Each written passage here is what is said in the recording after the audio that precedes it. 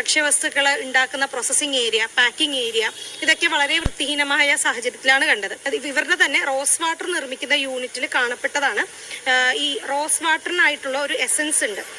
ഇത് actually chemical ഗ്രേഡാണിത്, industrial use only എന്ന് എഴുതിയിട്ടുണ്ട്. ഇത് മെയിൻലി ഡിറ്റർജൻസ്, അഗർബത്തികൾ, ഇങ്ങനെ കെമിക്കൽ കോസ്മെറ്റിക്സിൽ ഇതിലൊക്കെ ഉപയോഗിക്കാൻ മാത്രം അനുമതിയുള്ള എസൻസ് ആണിത്. ഈ റോസ് വാട്ടർ ഫുഡ് ഗ്രേഡ് ആയിട്ടാണ് നമ്മുടെ വിപണിയിൽ വരുന്നത്. ബിരിയാണി അതുപോലുള്ള പ്രിപ്പറേഷൻസിന് പോകുന്ന ഒന്നാണ് റോസ് വാട്ടർ. ബിരിയാണി ഇഷ്ടമില്ലാത്തവര് വളരെ ചുരുക്കമായിരിക്കും. ബിരിയാണിയിൽ മിക്ക സ്ഥലങ്ങളിലും നല്ല മണത്തിനും രുചി കൂട്ടുന്നതിനൊക്കെ ആയിട്ട് ഉപയോഗിക്കുന്ന ഒരു സാധനമാണ് റോസ് വാട്ടർ. ബിരിയാണിയിൽ മാത്രമല്ല, അച്ചാറ്, വിനാഗിരി ഇങ്ങനെയുള്ള സാധനങ്ങളിലൊക്കെ ഈ റോസ് വാട്ടർ ഉപയോഗിക്കുന്നുണ്ട്.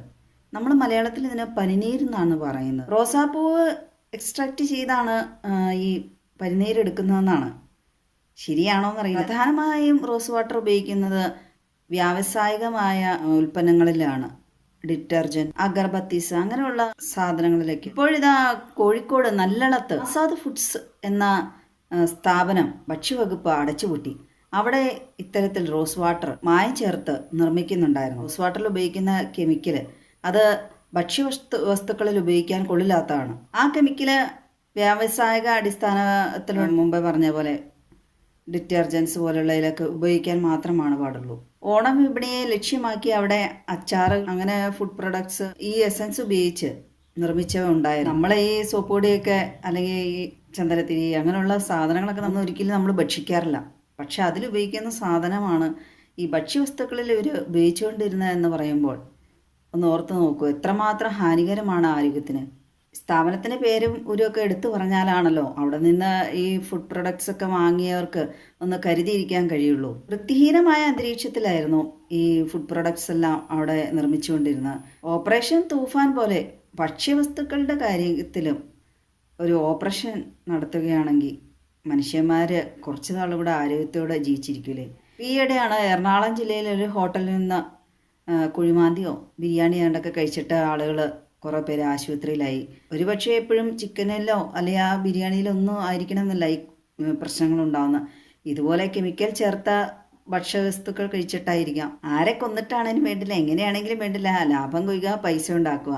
വെറും കച്ചവടം മാത്രമായി ഭക്ഷ്യ വിപണി. ആരോഗ്യവകുപ്പും ഇക്കാര്യത്തിൽ മുൻകൈ എടുക്കേണ്ടതാണ്. ഇങ്ങനെയുള്ള മനുഷ്യജീവന് ഹാനികരമാകുന്ന മായം ചേർക്കുന്ന സ്ഥാപനങ്ങളൊക്കെ കണ്ടുപിടിച്ച് അടച്ചു പൂട്ടേണ്ടതാണ്. ഇതൊന്നും അധികം വാർത്തയാവില്ല. വല്ല നാട്ടിലും വല്ലവരും അല്ലേ കഴിക്കണേ എന്നുള്ള ചിന്തയൊക്കെ ആയിരിക്കാം. പക്ഷേ ഇന്ന് ഞാൻ നാളെ നീ എന്ന് പറഞ്ഞ പോലെ അടുത്ത് ചിലപ്പോൾ നമ്മൾക്കോ നമ്മളുടെ വീട്ടിൽ ആർക്കെങ്കിലുമൊക്കെ ആയിരിക്കാം ഭക്ഷ്യവസ്തുപരമായ എന്തെങ്കിലും ആരോഗ്യ പ്രശ്നങ്ങളുണ്ടാകും. അപ്പോഴായിരിക്കും നമ്മുടെ കണ്ണുകൾ തുറക്കുക. അതുകൊണ്ട് അധികാരികൾ മുൻകൈ എടുത്ത് തന്നെ ഇക്കാര്യത്തിൽ ശ്രദ്ധ കേന്ദ്രീകരിച്ച്, ഞാൻ മുമ്പേ പറഞ്ഞ പോലെ ഓപ്പറേഷൻ തൂഫാൻ പോലെ തന്നെ ഏറ്റവും പ്രധാനപ്പെട്ട ഒന്ന് തന്നെയല്ലേ ഈ ഭക്ഷണം എന്നുള്ള വസ്തു. നമ്മുടെ ശരീരത്തെ ബാധിക്കുന്നത് തന്നെയാണല്ലോ മയക്കുമരുന്ന് പോലെ തന്നെ.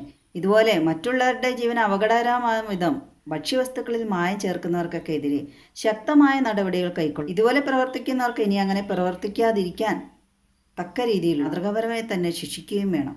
കാരണം ഓരോ ജീവനും വിലപ്പെട്ടതാണ്. ഇതുമായി ബന്ധപ്പെട്ട വാർത്ത വന്ന ന്യൂസിൻ്റെ കമൻറ്റിൻ്റെ അടിയിലൊക്കെ കണ്ടായിരുന്നു.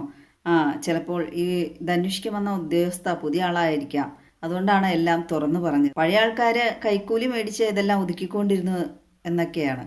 അങ്ങനെ ഒരു ചടങ്ങ് ഉള്ളത് കൊണ്ടാണല്ലോ ഇതുപോലെ മായം ചേർക്കുന്നു, മനുഷ്യന് ജീവന് അപകടകരമായ വിധത്തിലുള്ള സംഭവങ്ങൾ, ഈ ഭക്ഷ്യവസ്തുക്കൾ പോലെയുള്ള സംഭവങ്ങളൊന്നും പിടിക്കപ്പെടാതിരിക്കുന്നത്. കച്ചവട മുല്ലാളിമാർക്ക് മാത്രമല്ല അവിടെ ലാഭമുള്ളതായിരിക്കാം. ഈ സ്ഥാപനത്തിൽ നിന്ന് അവരുടെ ഉൽപ്പാദിപ്പിച്ച ആ ഫുഡ് പ്രൊഡക്ട്സ് ഒക്കെ കഴിച്ചിട്ട് ആളുകൾക്ക് എന്തെല്ലാം സംഭവിച്ചിട്ട് ഉണ്ടാകാം.